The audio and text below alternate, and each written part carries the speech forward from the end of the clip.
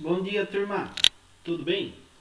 Turma, hoje nós vamos para a parte 6 do nosso conteúdo de instrumentação, certo?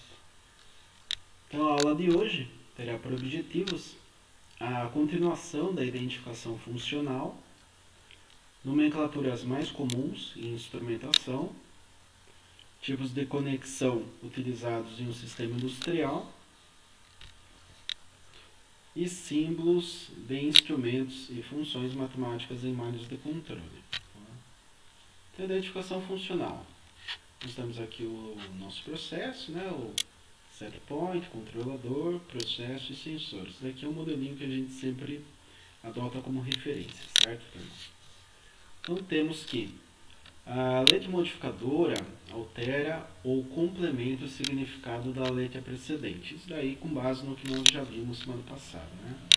As letras modificadoras podem modificar ou a primeira letra ou as letras sucessivas, como aplicável. Assim, TD-AL contém dois modificadores. A letra D modifica a variável medida, T, em uma nova variável, temperatura diferencial. Tá? Então, o D entra como diferencial de temperatura. Certo?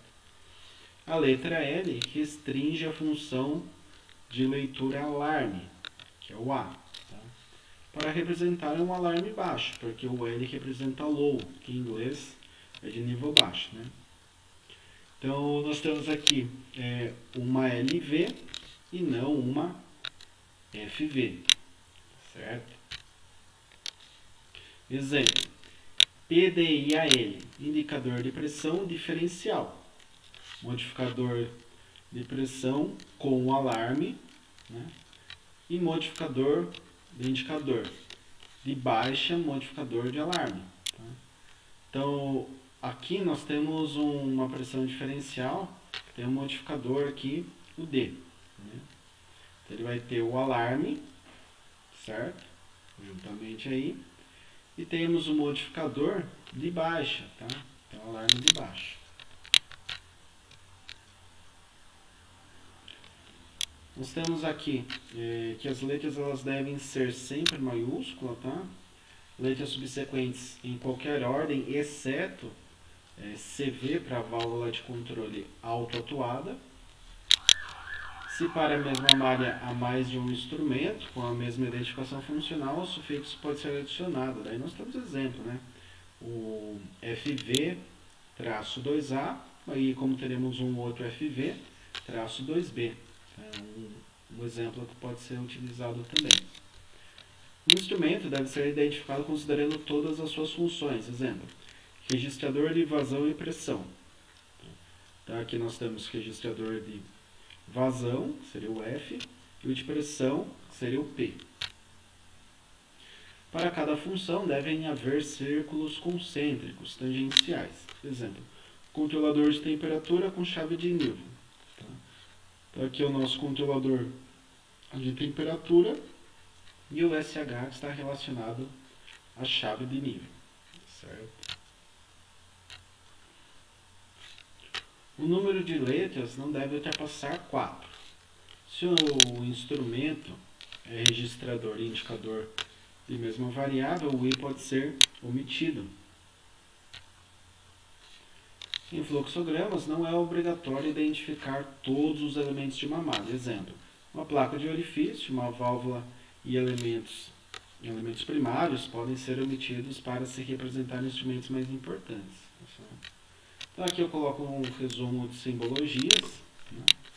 Então, no resumir, nós temos lá, primeiras letras. As mais comuns aí é o A, que representa analisador, o F, que veio lá do inglês flow, para vazão, o L, que é level, que representa nível, P de pressure, que seria pressão, T de temperature, que é temperatura. Os principais modificadores é D de diferença, né, entre duas tomadas, e o S de que é segurança. Temos aí o segundo grupo de letras, né, as mais usadas, o A de alarme, daí o C para controle, I de indicador, R de registrador, e Y, qualquer cálculo ou manipulação numérica que exista. A gente vai ver que tem uma parte de funções matemáticas aí mais para frente ainda nessa aula. Tá? T para transmissor, V para válvula e os principais modificadores. H de high, que representa alto em inglês, L de low, que representa baixo, né? O H e o L eles são utilizados com a letra A para indicar alarme de alto e de baixo. Tá? Então tem ali o alarme que pode pegar tanto um nível alto quanto um nível baixo, tá? No sistema de controle. E aqui, né, eu deixei também exemplo. Nós temos aqui exemplos de representação aí no sistema de automação em instrumentação. Né? Então, por exemplo, TRC. Nós temos controlador, que seria o C, registrador de temperatura. Então, RT. Né? A gente lê CRT, se for traduzir, né? Mas a sigla ela vem lá do inglês, então acaba sendo TRC. Tá? E PD e C, controlador e indicador de pressão diferencial. LAH, alarme de nível elevado. FAL, alarme de baixas vazões. Então tudo isso daqui vem com base nos dados que eu passei na última aula, naquela tabela, né? Tem lá as primeiras letras, as segundas, e tem aí esses modificadores que também fazem parte do processo, certo? Muito bem. Então aqui eu trago aí as nomenclaturas mais comuns de se encontrar em campo, né? Então se está, por exemplo, numa empresa, numa planta qualquer, você vai ter aí tranquilamente algumas dessas nomenclaturas que eu vou colocar aqui, tá? Então, por exemplo, TIC, famoso TIC, né? Indicador controlador de temperatura, ou LIC, LC. Indicador controlador de nível, FIC. Indicador controlador de vazão, GIC. Indicador controlador de potência, SIC. Indicador controlador de velocidade. E temos vários aí, ó. BIC, controlador de queima ou combustão, queimadores aí de caldeiras, fornos, né, dentre outros. LH, alarme de nível alto, por exemplo, né?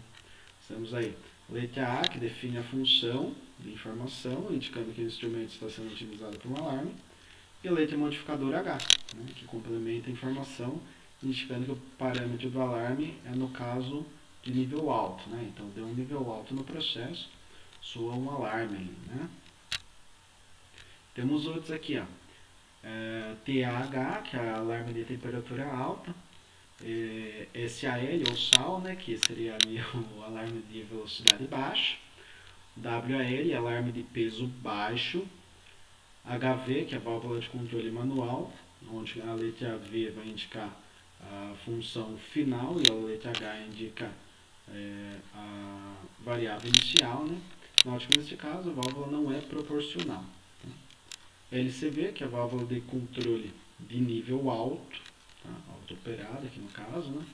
Então nesse exemplo a letra C pode estar indicando que a válvula é auto operada. Tá? Então normalmente quando você tem o C aí, né, o CV, você tem esse sisteminha aí auto-operado. E o LV seria a válvula de nível, né? Em inglês aqui é level valve.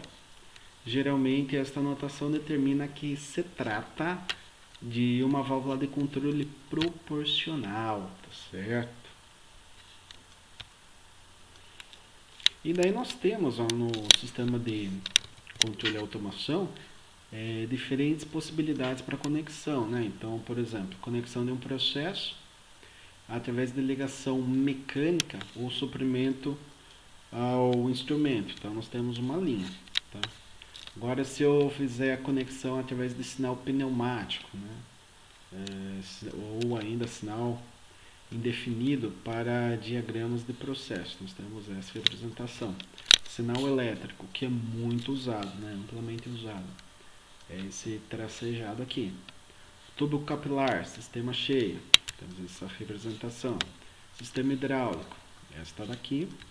Sinal eletromagnético ou sonoro, né, que seria aí sem utilização de fios, cabos. Seria como se tivesse uma linha e um sinalzinho senoidal em cima. E sinal de software, que seria com essa representação aqui. Tá?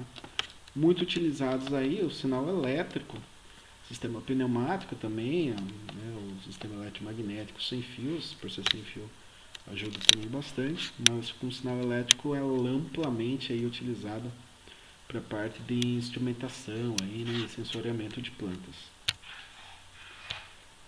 E aqui nós temos, né, a parte de símbolo de instrumentos e funções matemáticas, tá certo? Então aqui nós temos instrumento montado no campo, montado em painel, montado atrás de painel principal de controle e montado em painel local ou do equipamento. Tá? Daí nós temos instrumento discreto, tem a montagem em campo, montagem no painel principal, atrás do painel e montado em painel local do equipamento. Tá? Temos a mesma coisa para display, compartilhado, função executada em computador e PLC. PLC é basicamente, vem do inglês, né, controlador lógico programável, que a gente utiliza muito aí em automação.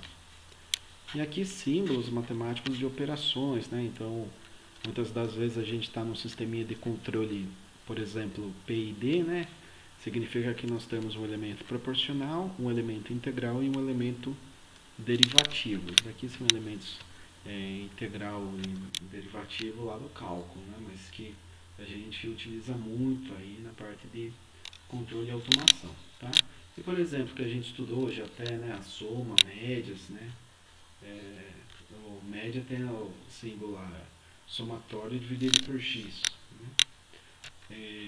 Limite superior, limite inferior, a gente também trabalha bastante em limitador sinal, enfim, essa parte aqui de operação matemática também realmente a gente tem aí uma ampla utilização aí nos processos, porque são processos que requerem aí análise de dados, né? E tudo que a gente vai analisar, a gente ou trabalha com algum tipo de soma, média, subtração, proporcional, integral, derivativos, daqui no mínimo, tá? No mínimo aqui esses 6 primeiros. Às vezes uma multiplicação, uma divisão, então isso daqui a gente pode fazer tranquilamente, ou através de um PLC, um sistema microprocessado, microcontrolado, enfim. Isso daí se faz necessário quando a gente está trabalhando aí com um sistema automatizado. Beleza, turma? Então a aula de hoje é isso. Espero que tenha ficado claro a todos aí os conceitos, né, que a gente tinha para abordar nessa aula, né? Enfim, foi mais uma continuação da aula passada. Então não ficou tão extensa essa aula também. E sempre lembrando a todos aí que se tiver algum tipo de dúvida, né, uma pergunta, entre em contato via chat, pode mandar áudio, pode escrever, o que vocês preferirem, mandar foto de algum nesse slide não foi preciso, né, mas às vezes algum cálculo pode se tornar um pouco mais complexo, né, uma simbologia, daí vocês indicam para mim, para que eu possa então sanar essas dúvidas. Certo, turma? Por hoje é isso. Grato a todos. Forte abraço. Até.